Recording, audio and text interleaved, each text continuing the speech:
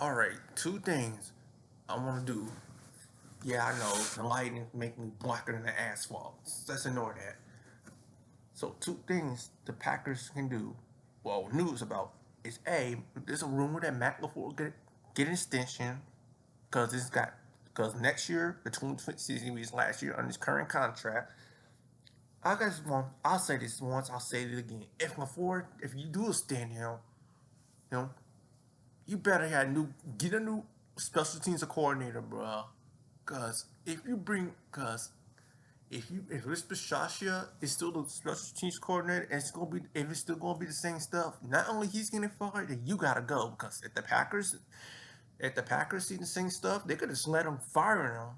They could if the Packers if they want to after the 2020 season, and it's like this year, they could just fire them and pay. And yeah, they still have to pay whatever his contract is on his whatever's left on his contract, and hire somebody else for 2027. So that's Matt LaFleur. So I'm 50-50 if they bring him back or if they don't bring him back. So I really don't. That's not the main point. However, the main point is shout out to Lombardi Avenue. I'll leave the link in the description so y'all can read this article, so y'all can read this article for yourself.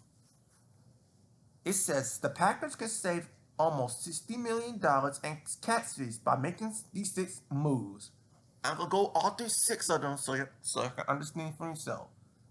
The Green Bay Packers require some salary cap gymnastics this offseason. Russ Ball, one of the league's best at managing the cap.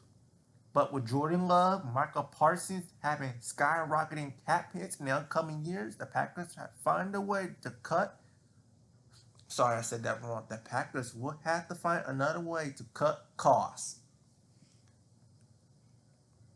That's basically why we traded Kenny Clark for Michael Parsons. There's rumors, and Kenny Clark might get cut after this season, but that's irrelevant anyway. Green Bay begins the offseason a projected 15.2 million over the salary cap. Though that figure could change slightly when the final 2026 cap numbers are determined. Sorry, I'm watching the game, watching while it's on. So sorry. So yeah. So even so, Ball must find a way to manipulate the cap and create space. The Packers had long, daunting list of free agents, and that before even considering adding talent from elsewhere. Fortunately, the Packers can pull several layers to create cap space. Let's break down some of the most notable moves that can get made. So yeah, this is basically what they can do. Ooh, blah blah blah. You guys understand it. Release Elton Jenkins, which I said so they might have to do. The writing's on the wall. Green Bay's moved Elton Jenkins, the left guard to center. He struggled to adjust. He's offered little in the run game. PFF grade, which let's be real, PFF grades means nothing. Let's be clear. 30th among 40 qualified centers. Jump. Jenkins suffered a fracture in his lower leg in week 10 in his season. His cap hit increased to 24 million in 2026, but the Packers can clear 19.5 million by moving on. Jenkins' plays declined this season. Green Bay can make celebrity improvements by releasing two-time Pro Bowler who was likely play his last snap in Green Bay for the Packers. Blah blah blah. We know about the Elton Jenkins situation. Trayvon did. This is why I did not talk about him because I know he's not gonna come back.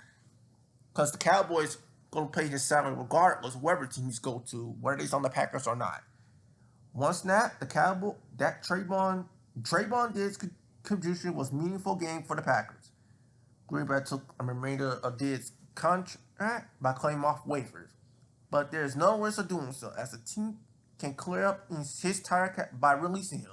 While Diggs and all pro with the Cowboys now invincible, whatever the word is, whatever, that the Packers will move on. The option could be asking him to take a pay cut. I don't know. I don't think he's going to take a pay cut. There is a word that the Packers can cut him. That sign on to a fresh contract and for more affordable numbers. But regardless, he can safely assume that clears $15.3 million off the books. Trade or release Rashawn Gary. This is why I said it's a little bit. I was a little bit shocked that the Pack just saw an article said, "Oh, the Packers with the draft picks, they need to draft defensive linemen or edge rushers." Now I see why. But if you watch Rashawn Gary, you'll understand this is not a surprise for you. I read it for you. They had no choice but to move on. Green Bay, that is, to move on from Rashawn Gary. He had, after a fast start to the season with 7.5 sacks in open 7 games, although the sacks came in, result of Mark Parsons causing chaos, the production completely disappeared after week 8, Gary making no sacks appearance in the last games. After the win over the Steelers, Gary was on pace for 18 sacks. On pace for 18 sacks, but he didn't add a single sack after the game against Pittsburgh. Blah blah blah. This his opponents. Blah blah blah. Yeah. Like Jair Alexander last season, the only realistic option for the Packers is to cut him, release him, take on his contract, restructure Xavier McKinney and Zach Tom. What you gonna have to do with Xavier McKinney? I don't know about Zach Tom, because you need offensive linemen in the draft.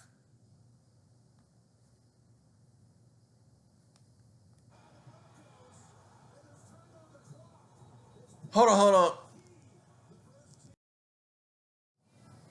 All right, sorry about that. I just watched the last part of the game. Josh Allen, Bills quarterback, he fumbled the ball with no timeouts left in his own territory. Denver's covered the ball.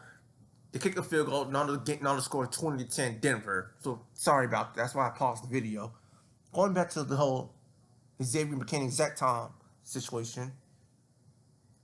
Still, the Packers will likely make restructures there and here. Over the calculator, the team saving $5.97 million by restructuring Xavier McKinney's deal and further $3 million by adjusting Zach Tom's deal. All right, like I said, I'll leave the article link in the description box so you guys do read this on your own time. Okay, and here's the one I want to know. Keyshawn Nixon. I think it's about time you got to move on from him. I'm not gonna read about him, bro. You gotta move on from him. That's wasting my time. So yeah, if the Packers with no first round pick this year, you need to hit on get some corners, get some defensive line, get some edge rusher or defensive lineman help, and of course get another offensive lineman. There's because Rasheed Walker is gone, most likely, and Elton Jenkins is gone. You got to try 2 offensive linemen. So yeah, I'll say this again: drafting free agency. If you do all that, if you can't do all that, get the draft. Draft some 2 offensive linemen. Draft some edge rusher or defensive lineman help.